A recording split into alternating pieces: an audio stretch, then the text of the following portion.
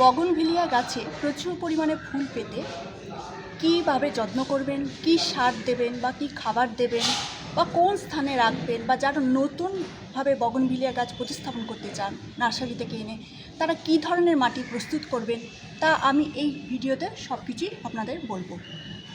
Hello friends, আমি মৌমিতা। আমি আবার চলে এলাম আমার গার্ডেনিংয়ে নতুন একটা ভিডিও নিয়ে। আশা করি আপনারা সবাই ভালো আছেন, সুস্থ আছেন। পুরো ভিডিওটা দেখুন। বগনভিলিয়া গাছের যত্ন সম্বন্ধে এই ভিডিও। কীভাবে বগনভিলিয়া গাছের যত্ন করবেন, কোন স্থানে রাখবেন, কী খাবার দেবেন, বা নতুন যারা বগনভিলিয়া গাছ বসাবেন তারা কোন ধরনের মাটিতে কীভাবে মাটি প্রস্তুত করে বসাবেন, তা সবই আমি এই ভিডিওতে বলবো। সুতরাং ভিডিওটি মনোযোগ দিয়ে দেখবেন।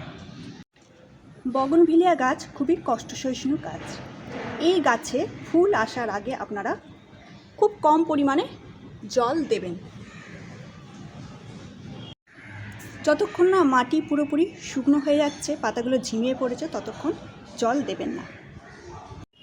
তারপরে ফুল আসার পর আপনারা মোটামুটি পরিমাণ মতো পরিপূর্ণভাবে জল দেবেন। যতক্ষণ না ফুল আসবে এই গাছকে কম জলে রেখে দিতে হবে। এই গাছ খুব কষ্টসহিষ্ণু গাছ। এছাড়া বগনভিলিয়া গাছকে প্রখর রোদে রেখে দিতে হবে। প্রখর রোদে রাখলে বগনভিলিয়া গাছ থেকে প্রচুর ফুল পাওয়া যাবে। সারাদিন বগনভিলিয়া গাছকে যদি প্রখর রোদে রেখে দেন তাহলে কোনো ক্ষতি নেই। প্রখর রোদে বগনভিলিয়া গাছে প্রচুর ফুল পাওয়া যায়। যারা নতুন বাগানি বা যারা বগনভিলিয়া গাছকে এনে টবে বসাতে চান নার্সারি থেকে এনে, তারা কিভাবে মাটি প্রস্তুত করবেন তা আমি বলবো। তারা গার্ডেন সয়েল অর্থাৎ বাগানের মাটি দেবেন 40%, সমপরিমাণ নেবেন ভার্মি কম্পোস্ট বা 1 বছরের পুরনো গোবর সার বা পাতা পচা সার।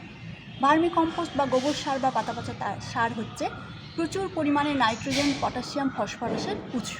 সুতরাং যে পরিমাণ আপনারা গার্ডেন সয়েল নেবেন ঠিক সেই পরিমাণ আপনারা ভার্মি কম্পোস্ট বা পাতা পচা সার বা গোবর সার নেবেন। আর বাকি 40% হয়ে গেল, আর বাকি রইল 20%। আপনারা নেবেন মোটা দানার বালি, অর্থাৎ বিল্ডিং কনস্ট্রাকশনে যে মোটা দানার বালি ব্যবহার করা হয় সেই মোটা দানার বালি আপনারা নেবেন। তার সাথে একটু মিশিয়ে নেবেন নিমখোল। এখানে আমার একটা সাদা বগনভিলিয়া গাছ আছে, এটাতে প্রচুর পরিমাণে ফুল এসছে বা ফুল হয়ও। এই দেখুন, এখানে একটা হলদে রঙের বগনভিলিয়া গাছ দেখাচ্ছি আপনাদের। হলদে ফুল কয়েকটা আছে, বেশিরভাগটাই ঝরে গেছে, অনেক দিনই হয়েছিল। এখানে গোলাপি বগনভিলিয়া গাছ, এর গোলাপি ফুল আপনাদের দেখাচ্ছি। সুতরাং প্রত্যেকটা গাছেই প্রচুর পরিমাণে আপনারা দেখছেন ফুল ফুটেছে। কিভাবে কী সার দিলে, কিভাবে খাবার দিলে বা কতদিনের ব্যবধানে খাবার দিলে বগনভিলিয়া গাছ থেকে আপনারা প্রচুর পরিমাণে ফুল পাবেন সেটা আমি এবার দেখাবো। দেখুন, এখানে আমি একটা পরিপূর্ণ খাবারের কথা আপনাদের বলবো। এখানে আছে 6টি উপাদান, দেখতে পাচ্ছেন 1 2 3 4 5 6। কী আছে আমি আপনাদের বলছি। এটা হচ্ছে ভার্মি কম্পোস্ট, এটা হচ্ছে এপসম সল্ট অর্থাৎ ম্যাগনেসিয়াম সালফেট, এখানে হচ্ছে এটা হচ্ছে নিমখোল, এটা হচ্ছে সর্ষের গুঁড়ো বা সর্ষের খোল, এটা হচ্ছে শিংকুচি, আর হচ্ছে বোন ডাস্ট। এই পরিপূর্ণ খাবারটা nitrogen, potassium, phosphorus, magnesium, calcium, iron সব কিছুতে পরিপূর্ণ। এই সমস্ত খাবারটাকে আমি ভালো করে মিশিয়ে নেব, মিশিয়ে আমি গাছে প্রয়োগ করব এবং এটি আমরা 15 দিন অন্তর গাছে প্রয়োগ করব। খাবারটিকে আমি ভালো করে মিশিয়ে নেব, মানে এর থেকে গাছ সম্পূর্ণ পুষ্টি পাবে। সমস্ত জিনিস এতে আছে, সমস্ত নিউট্রিয়েন্ট, সমস্ত মৌল যেগুলো গাছের পক্ষে প্রয়োজনীয়, গাছের ফুল ও গাছের বৃদ্ধির জন্য প্রয়োজনীয় সমস্ত মৌল এতে আছে। সুতরাং এটি একটি পরিপূর্ণ খাবার। এই 6টি উপাদানকে আমি ভালোভাবে মিশিয়ে নিয়েছি। প্রথমে আমার কাজ হলো ভালোভাবে এগুলোকে মিশিয়ে নেওয়া। যেহেতু 6টি উপাদান আছে সেহেতু ভালো করে এটাকে মিশিয়ে নিতে হবে। এটা মোটামুটি ওজন হলো মোটামুটি 300 গ্রামের মতো হবে। সব কিছু মিশিয়ে মোটামুটি আমি আন্দাজ মতো বলছি 300 গ্রামের মতো হবে। এবার আমি একটা গাছের টবে, মোটামুটি মাঝারি সাইজের টবে কতটা প্রয়োগ করব সেটা আমি দেখাবো, এবং প্রয়োগ করার আগে আমি কি করব সেটাও আমি দেখাবো। এই টবটা দেখুন, বগনভিলিয়া গাছের টব। এটাকে আমি প্রথমে মাটিটাকে ভালো করে খুঁড়ে নেব। মাটিটাকে ভালো করে খুঁড়ে নিতে হবে, কুপিয়ে নিতে হবে মাটিটাকে।